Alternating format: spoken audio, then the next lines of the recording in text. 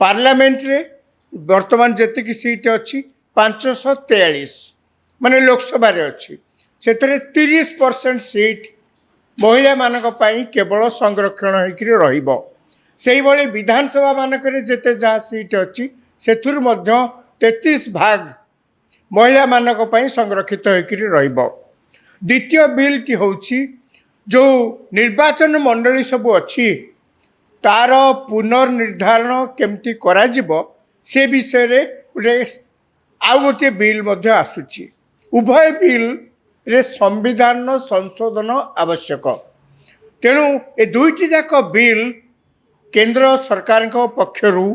एई जो 9 दिन जहाँ चर्चा होची चारिआडे एपर्यंत निर्दिष्ट कौनसी घोषणानामा सरकारी घोषणानामा प्रकाश पाई नाही किंतु जहाँ चर्चा होची जे एई भली दुईटी जाक गुरुत्वपूर्ण बिल केंद्र सरकार आउ जो 9 दिन रहिला पार्लियामेंट रो बजेट सेशन शेष होगापी यार भितर आनी ताकू पास करने को सरकार चेष्टा करछंती। द्वितीय कथा यार गोटे सम्यक सूचना केतेबेले मिलिला गला सोमवार दिन केंद्र गृह मंत्री अमित शाह सबु विरोधी दल मानकू जो माने एनडीए रो सहयोगी दल अछंती एवं जो माने इंडी गठबंधन सहयोगी दल अछंती लीडर ऑफ अपोजिशन कांग्रेस दल जो नेतृमंडली अछंती एवं जो माने एनडीए रे भी नहांती किंबा इंडी मेंटर भी नहांती एमती अनेक दल भी अछंती समस्त को डाकिकरी केंद्र गृहमंत्री अमित शाह ए विषय रे पुंखानुपुंख आलोचना करचंती एवं सेमानकर मत संग्रह करचंती। खाली सेतिक नुहे वर्तमान प्रश्न उठुची सरकार तो आणुचंती एवं जहाँ अनुमान करा जाउची कौनसी राजनैतिक दल काले महिला माने तांको उपरे क्षुब्ध हेबे सेही कारणरू ए बिल को विरोध करिवार आशंका कम देखा जाउची।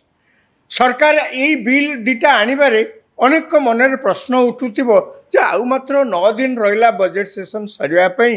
सरकार एते तरबर रे काहेकि आणुचंती ए बिल। मोदी सरकार नरेंद्र मोदी को सरकार केंद्र रे आगरू महिला मानकर आसन विधानसभा एवं पार्लियामेंट रे संरक्षण रखिवा पाई महिला मानक पाई गोटे बिल आनिथिले किंतु केते संरक्षण हबो कोठी हबो केते हबो कौन हबो यार जो चूड़ांत रूपरेख सेति पाई गोटे कॉन्स्टिट्यूशनल अमेंडमेंट बिल आनिया को पड़िबो काहेकि पार्लियामेंट रे जदि आपण सीट संख्या बढ़ाउचंती बा कौन सी रिजर्वेशन करूचंती सेति पार्लियामेंट रो अनुमोदन दरकार तेणु से वोमेन रिजर्वेशन बिल अणा जाऊ अच्छी। द्वितीय कथा है जो निर्वाचन मंडली गुड़िकर पुनर्निर्धारण कथा सी गोटे सांविधानिक व्यवस्था ताकू संविधान संशोधन करा पड़ो जहाँ मुझे कहूली कि समय आगु मनरे प्रश्न उठुची कौन दरकार एत तरबर जो मैंने सब आलोचक सरकार कार्यप्रणाली की देखुं कार्यशैली के आलोचना करुँच प्रशंसक कहतु समालोचक कहतु जो भाषा पचे कहतु से गोटे कथा कहबार अच्छी सरकार आपको जो तरबर रे आणुचंती सेथरे गोटा राजनैतिक स्वार्थ भी अच्छी। कौन राजनैतिक स्वार्थ ना एक रे आगरू मोदी सरकार महिला मानकर सशक्तिकरण पाई महिला मानकू समाज रे आग को नबा पाई महिला मानक मध्य स्वावलंबनशीलता बढ़ावा पाई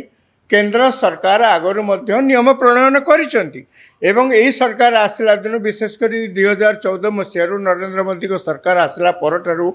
आपण मैंने लक्ष्य करते महिला मानकर यही जो प्रकार से आर्थिक स्वच्छल केमती हेबे से माने निजे केमती छोटिया मोटिया व्यवसाय करी घर चलई पारिबे से माने जेमती आउ काहा पर निर्भरशील न हुअंती सेही दिगरे अनेक प्रकार कार्य अनेक प्रकार पदक्षेप मध्य नैछंती। धरनिया जो जनधन योजना जो होता एथरे पुणी महिला मानकर भागीदारी अच्छी ना जो गाँव सब सेल्फ हेल्प ग्रुप अच्छी सी सब केमती अल्प सुधरे टंका नेबे इत्यादि इत्यादि महिला मानकर उन्नति पे नानाविध कार्य करुछंती एवं महिला माने मध्य जेहेतु देशर लोक जनसंख्यार अधे होउछंती महिला एवं सेमानकर भोट मध्य कौन से राजनैतिक दल पर बहुत आवश्यक। अनेक समालोचक अच्छा जो मैंने कहते जे आग को जेहेतु तमिलनाडु, पुडुचेरी, केरल, आसाम एवं पश्चिमबंग ये विधानसभा निर्वाचन होबाकू जाउची से सब राज्य रे महिला मानकर संख्या मध्य बेस से माने मध्य से राज्यर समुदाय लोक संख्यार कहवा गले अधे महिला माने अछंती, महिला भोटर अछंती।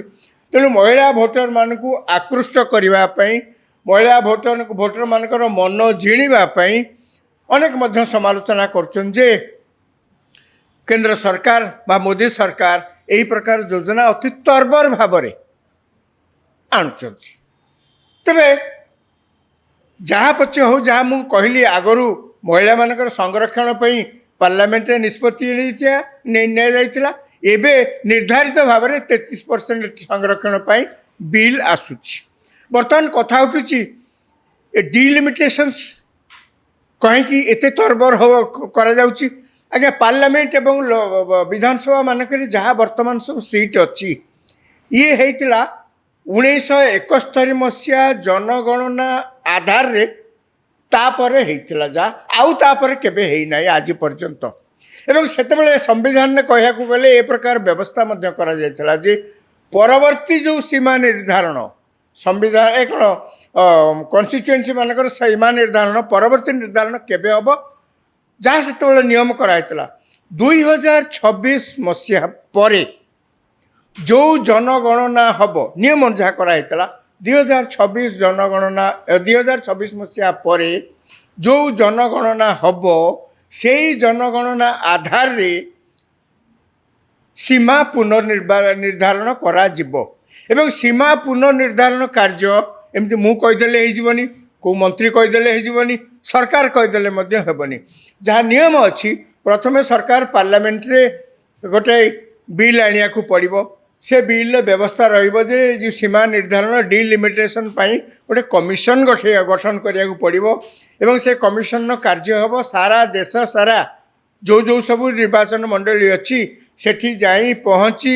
से सीमा कौन अच्छी पुनर्निर्धारण केमिति हो पार कौन हो पार सीमा पुनर्निर्धारण एवं सेंसस डाटा ये मध्य गोटे विवादमान विषय। तेणु आलोचना करेंगे अभियोग जहाँ सब थी ने ये समस्त कार्य कर सारा फाइनाल नोटिफिकेशन बाहर जे यही राज्यर अमुक निर्वाचन मंडली एवठू एमती है यार सीमा या एतिकी भोटर संख्या है इत्यादि इत्यादि। ये समुदाय काम माने डिलिमिटेशन काम केवल एते सहज नुहे 2-3 वर्ष बेस समय ये लगे केवल से नुहे जनगणना हेला परे ही डिलिमिटेशन हम आगरू डिलिमिटेशन करहब ना आप जनगणना नहेले डिलिमिटेशन कार्य आरंभ हो पारनि एवं जनगणना पुणी दिनकर काम नुहे जनगणना जो महा मैंने बहुत कार्य जो मैंने वर्तमान तो जनगणना प्रस्तुति आम देश में आरंभ हो जो मैंने देखुवे पाखर देखुवे केमती जाए घर घर बुलूं लोक किए अच्छा किए ना कुआड़े जाइए सब टिपिकी रखुंट डाटाबेस तैयारी होची। तेणु जनगणना एक दुरूह व्यापार बहुत समय लगे जनगणना सब सर जनगणनार फल बाहर डिलिमिटेशन काम आरंभ हम से मुझे कहली 1971 मसीहा जनगणना आधार से जा डिलिमिटेशन काम होता। वर्तमान एक सरकार को प्रश्न कराऊँची जे जनगणना तो हैनी ताले आम एखना डिलिमिटेशन काम करी से बिल पार्लियामेंट कौन करवा। केंद्र सरकार जुक्ति जे आम 2011 मसीह जो होता जनगणना तापर आनी आम 2011 मसीह 2011 मसीहा जनगणना आधार रे आम डिलिमिटेशन करवा। वर्तमान जो डिलिमिटेशन हवा को जाऊँगी आम ताकू करवानी आम 2011 मसीह करवा। ये कथा केते दूर ठीक केते दूर भूल यार सठिक कथा कि यह हवा को जाऊँगी कि नहीं